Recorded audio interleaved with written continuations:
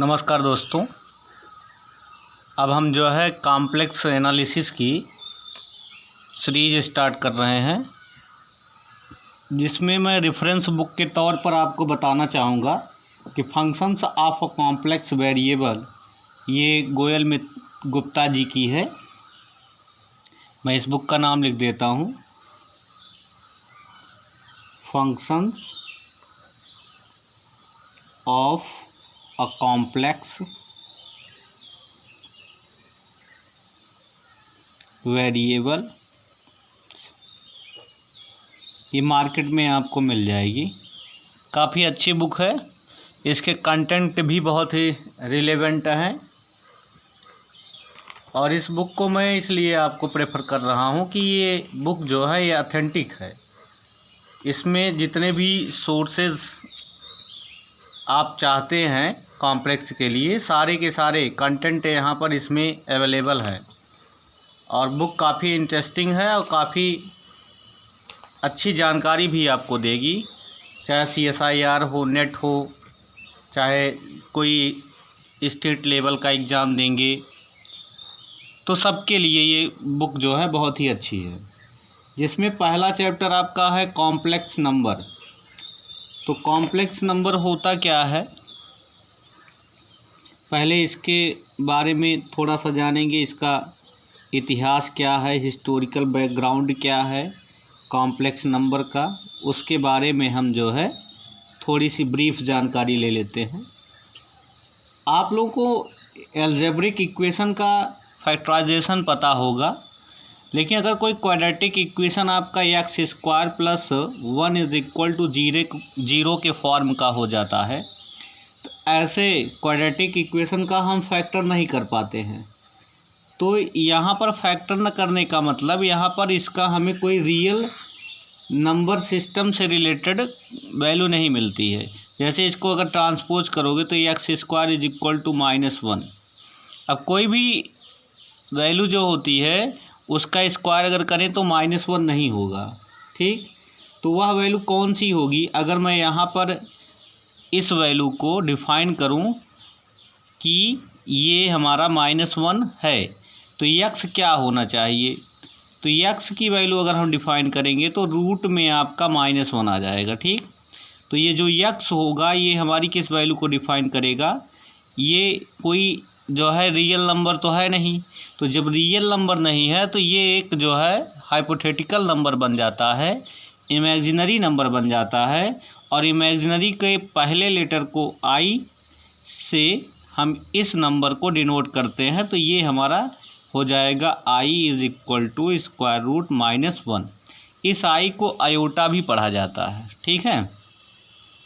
तो इस लिए जो है अब हमें एक नए नंबर सिस्टम की ज़रूरत पड़ी, और वो नया नंबर सिस्टम क्या बन जाएगा, जिसमें रियल भी हो और इमेजिनरी दोनों पार्ट अगर कंटेन करते हो तो वह एक रियल नंबर सिस्टम हो जाएगा।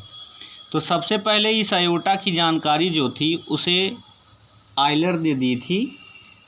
आयलर ने इसके बारे में जानकारी दिया कि इस टाइप के जो आपके इक्वेशन होते हैं उनको सॉल्व करने पर जो हमें फैक्टर नहीं मिल पाता है, तो उसके लिए उन्होंने एक नए जो है सिंबल की खोज की, आयोटा। और आयोटा की वैल्यू क्या रखा उन्होंने, √-1। और इसी को अगर हम आयोटा स्क्वायर करेंगे तो ये -1 मीन्स -1 के प्लेस पर हमने आयोटा स्क्वायर को इनपुट किया है। तो धीरे धीरे ये कॉन्सेप्ट जब चलता गया तो उसके बाद गॉस जी ने इस कॉन्सेप्ट को आगे बढ़ाया और उन्होंने इस एल्जेब्रिक जो आपका इक्वेशन था इसके लिए एक जो है रिप्रेजेंटेशन प्रस्तुत किया। और उस रिप्रेजेंटेशन में उन्होंने बताया कि दो रियल नंबर को अगर हम एक इमेजिनरी पार्ट के थ्रू जोड़ दें तो ये जो हमारा नंबर बना ये किसको रिप्रेजेंट करेगा, ये हमारा कॉम्प्लेक्स नंबर को रिप्रेजेंट करेगा, ठीक। यहाँ पर ये जो a और b ये दोनों हमारे कहाँ से आएंगे, ये दोनों रियल नंबर होंगे क्या होंगे, ये दोनों रियल नंबर्स होते हैं।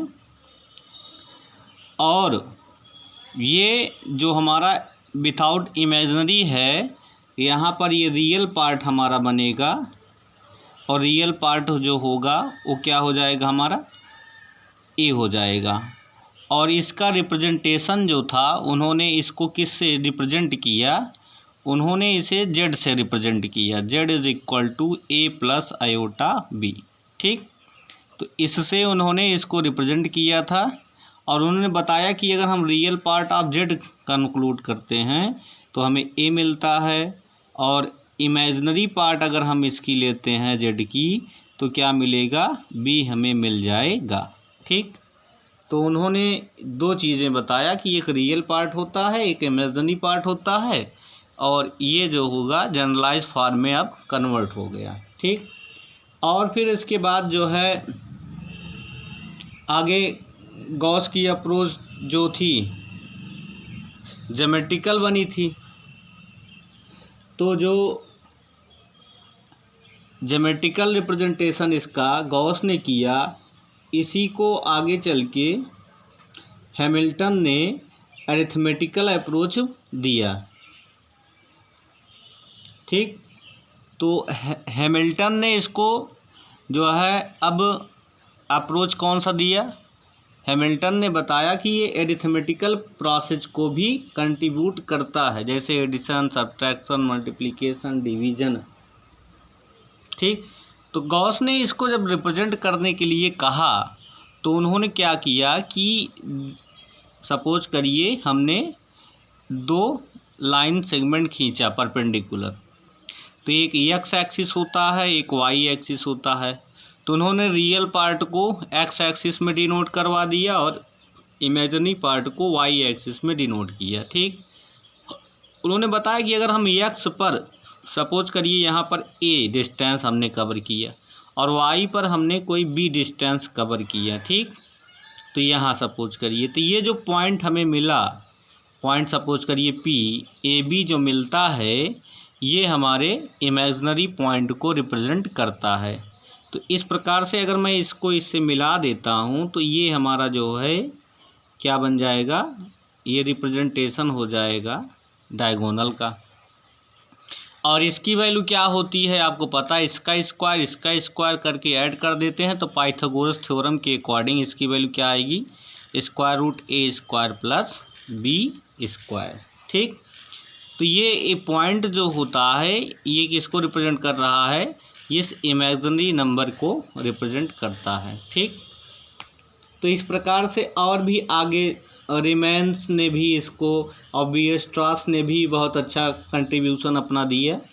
और आगे चल के आप लोगों ने सुना होगा डी मोएवर के बारे में, जो अब्राहम डी मोएवर थे फ्रेंच के मैथमेटिशियन।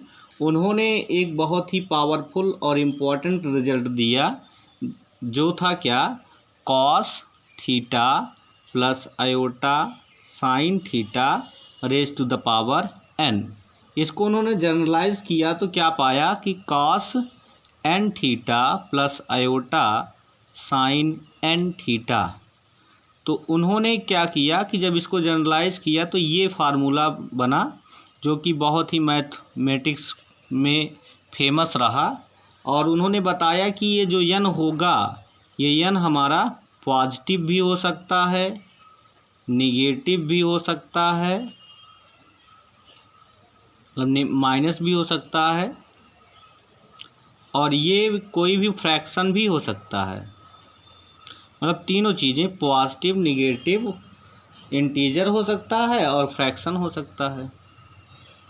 आपको पता है इंटीजर पॉजिटिव निगेटिव में ही डिनोट किए जाते हैं।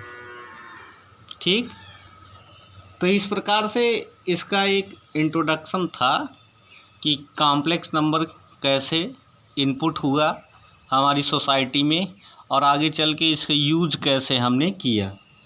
कल जो हमारा अगला टॉपिक होगा वो कॉम्प्लेक्स नंबर्स के बारे में बताया जाएगा।